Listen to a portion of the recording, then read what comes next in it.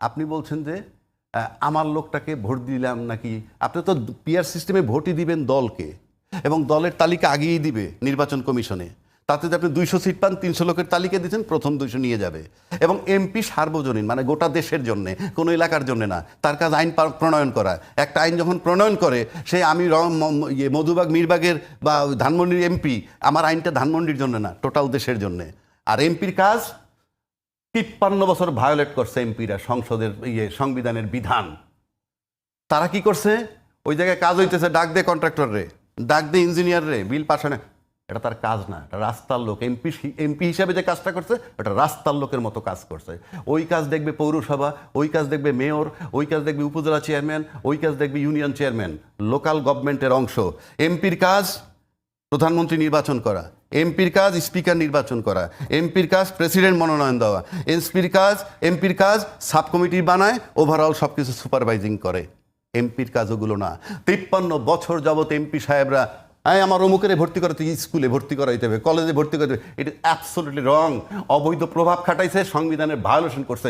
সমস্ত এমপির নামে কনস্টিটিউশন ভায়োলেশনে মামলা হয়, কিন্তু উনি এটা স্বীকার করছে। এটা আমাদের ট্রেডিশন। এই তামাশানায় ট্রেডিশন চলবে না। এই ট্রেডিশন থেকে বেরোয় আসতে হবে। যদি আপনার কারো উন্নয়নের কাজ করতে হয় এবং সেখান থেকে টাকা মারতে হয়, জাস্ট গো ফর উপজেলা চেয়ারম্যান, এমপি, এই ইউনিয়ন চেয়ারম্যান, পৌরসভা চেয়ারম্যান, তারপরে মেয়র হন, ডেভেলপমেন্ট ওয়ার্কের কাজ করেন। এমপি অনেক ডিগনিফাইড পোস্ট। এই আমার মতো কোট পইরা আসে মার্সিডিজ গাড়িতে নামলেই আপনি ভাঙ্গারির ব্যবসায়ী এমপি হবেন, ওই দিন চলে গেছে। আপনি গণতন্ত্রের সিস্টেম মানে এই না যে আপনি একটা নির্বাচন হলেই সব শেষ। এক। দুই হচ্ছে, যে গণতন্ত্রে বিশ্বাসী তাকে ভাবতে হবে সংসদে একটা বিরোধী দল, শক্ত বিরোধী দল কোন প্রক্রিয়া আনা যায়, সেটাও তাকেই ভাবতে হবে। কারণ আপনি গণতন্ত্রে একটা সংবিধানে সংসদে একটা শক্ত বিরোধী দল দরকার। এখন আপনারা অনেকে বলে ফেলেন যে যদি শক্ত বিরোধী দল না থাকে আমরা কি করব? ওইটা শেখ হাসিনার মতো কথা। বিরোধী দল মানে যে আপনি যদি গণতন্ত্রে বিশ্বাসী হন, তাহলে আপনাকে ভাবতে হবে রাষ্ট্রের স্বার্থে, প্লাস আপনি যে ভালো কর্ম করবেন বা আপনার চেক অ্যান্ড ব্যালেন্সের জন্য। একটু অ্যাড করে দিই আপনাকে। আমি মনে করছি যে এই মুহূর্তে নির্বাচন দিলে আমি ব্রুড মেজরিটি নিয়ে ক্ষমতা চলে আসবো, সেই ক্লিয়ার। এখন আপনি যদি বলেন ওইটুকু গণতান্ত্রিক আমি যদি হয়ে কাউকে শক্ত বিরোধী দল করবার জন্য একটু প্র্যাকটিস করি, কিন্তু যাকে করতে চাই তিনি তো আমাকে ক্ষমতায় আসতে দিতে চান না। না না না, এই জন্য আপনি তো ভোট ভাগ, সিট ভাগ করবেন না। আপনি পিআর পদ্ধতিতে গেলে একটা শক্ত বিরোধী দল আসবে। আর ওই যে বললো একটা ভোটের জন্য আটকে থাকবে, কখন? নিশ্চয়ই সেটা রাষ্ট্র এবং জনগণের জন্য অমঙ্গলজনক যদি হয়। মঙ্গলজনক যদি হয়, বাংলাদেশে একটা এমপির ক্ষমতা নাই বা 5টা এমপিরও ক্ষমতা নেই, এটা ঠেকায় রাখবে। সেই বিতর্কে আমি যাচ্ছি না, এটা বলে দিছি আগেই। এখন আসেন, আপনি কতগুলা কথা আনছেন এই যে ডাকসু নির্বাচন নিয়ে। ডাকসু নির্বাচনে অনেকগুলা প্রশ্ন আসছে। ডাকসু জাকসু একত্র করলে সেখানে কি বলছে? অমোছনীয় কালি ব্যবহার করছে, এই কথা আসছে। অমোছনীয় কালি, মোছনীয় করছে, মানে মোছনীয় দেওয়ার কথা ছিল অমোছনীয়। ব্যালট বাক্স এবং ব্যালট পেপার জামাতের কোন কোম্পানি দিয়ে বানাইছে? এটা জাকসুতে বলছে। আমি দুইটা মিলাই বলতেছি। সিনিয়র নিরপেক্ষতার প্রশ্ন দুই জায়গায় উঠছে। কারচুপির প্রশ্ন দুই জায়গায় উঠছে। আপনি এক জায়গায় কারচুপির কথা বলবেন, আবার শুভেচ্ছা জানাবেন, কারণটা কি? কারচুপি। আপনার স্ট্যান্ড ছিল নির্বাচন বাতিল চাই, আমি যে একটা নীতিবান লোক হই। জাকসুতে তো তার বর্জনই করেছে। বর্জন করছেন 4:45, ওই গল্প বাদ। 4:45 গল্প বাদ করলে কি হবে? তার 2 দিন পর তো আবার একজন নির্বাচন কমিশনারও রিজাইন দিছেন। এগুলো কাজ হয় না। আপনি ইফেক্টিভ করলে, আপনি কি সকাল 9টায় জানছেন ঘটনা? সকাল 9টায় জানলে 4:45 কেন? কথার কথা বলছি, আপনাকে সবগুলো বুঝাইতে হবে। আবার আপনি যখন কারচুপির কথা বলতেছেনই, আমি তো আপনার দোষ দিচ্ছি না, আমি ধরে নিলাম কারচুপি হয়েছে, তাহলে আপনার স্ট্যান্ড থাকতে হবে পুনর্নির্বাচন চাই, এটার জন্য আন্দোলন হবে, অথবা আপনি মামলা করবেন। আবার আপনি শুভেচ্ছাও জানাচ্ছেন। আবার একটা জায়গায় দেখেন এসে বলতেছে, যেই আওয়ামী লীগ দীর্ঘ 17 বছর বা 16 বছরে যুদ্ধাপরাধীদের বিচার কইরা আমরা বলি আইনগতভাবে তারা অপরাধী, দণ্ড দিছে, সবই ঠিক আছে, বুঝলাম, কিন্তু স্বচ্ছ হয়নি। আর তার প্রমাণটা কি স্বচ্ছ হয় নাই? যে এটিএম আজহারুল হক আবার খালাস পেয়েছে তো বিচার বিভাগ থেকেই পেয়েছে। তাহলে কোনটা ভালো কোনটা খারাপ সেই আলোচনা পরে। তাহলে বিচার এক ধাপ হয়েছে। আবার বিচারের অস্বচ্ছতাটা জামাত বলছিল সেটা জাস্টিফাইড হইল এটিএম আজহারুল হককে মুক্তি দিয়ে। 2 নম্বর আসেন, নিবন্ধন বাতিল করছে তার, রাজনৈতিক কর্মকাণ্ড নিষেধ করছে জামাতের।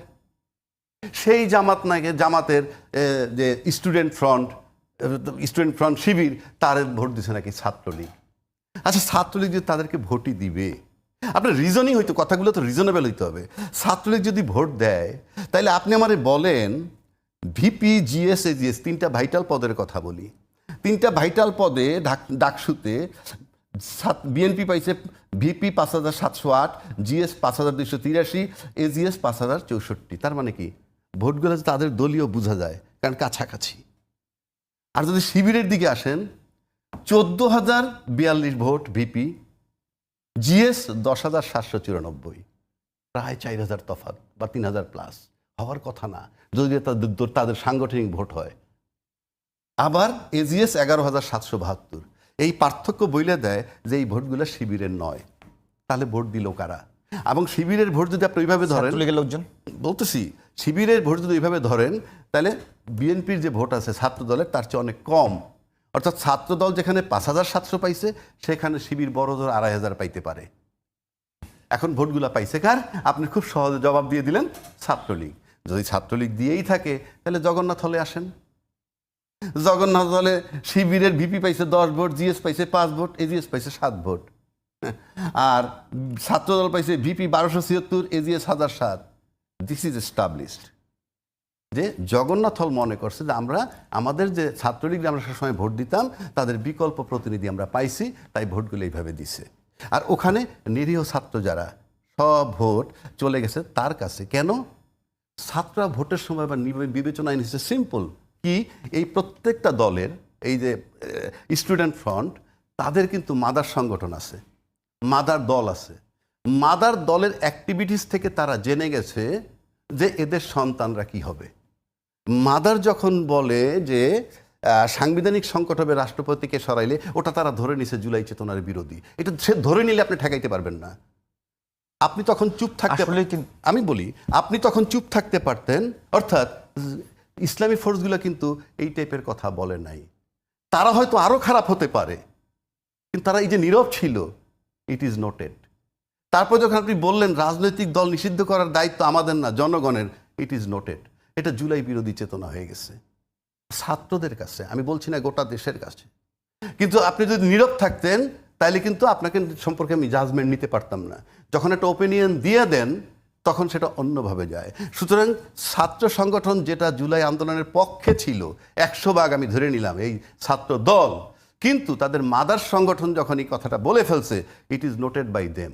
এবং অ্যাকর্ডিংলি জুলাই চেতনার পক্ষের শক্তি হিসাবে ছাত্ররা তাদেরকে বিবেচনা করছে, তাদেরকে ভোট দিছে। আর আওয়ামী লীগের ছাত্রলীগের ভোট আসে নাই, তার প্রমাণ হচ্ছে জগন্নাথ। ওখানে এনসিপির ছাত্র সংগঠন, এনসিপিকে আপনি ওইভাবে নিবে না। তারা কেন নিবে না? এনসিপি নিবে না, তার সংগঠন এরকম পোক্ত হয় নাই।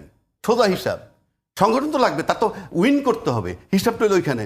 তারপর যদি আপনি যান সেখানে কিন্তু স্বতন্ত্র একজনে যে লাইব্রেরি আর কি গবেষণার পাশ করছে, আবার উমামা সে 5,000 ভোট পাইছে, সেটাও কম না, সে তার তো কোনো সংগঠনই নাই। এরা দুইটা জিনিস চিন্তা করছে, কিছু ভোট দিছেই তাকে একান্তই, আর চিন্তা করছে ভোট যাতে বিফলে না যায়। কিন্তু সবই কিন্তু জুলাই চেতনার পক্ষে বিবেচনা করে দিছে। আপনাকে এইগুলা বিবেচনায় নিতে হয়েছে। এবং এটা আর একটা কথা বলছেনি, রাষ্ট্রীয় লেভেলে এই নির্বাচনের কোনো ইম্প্যাক্ট নাই, এটা আমিও বিশ্বাস করি বা করতাম।